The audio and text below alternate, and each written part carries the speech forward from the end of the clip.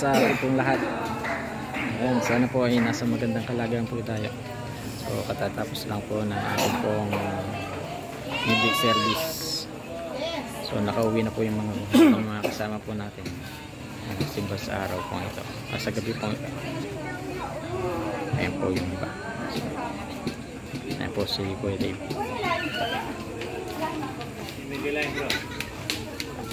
Ito po yung ano. Hindi. Madilim. Okay, bless po sila kalapas. Ipasta.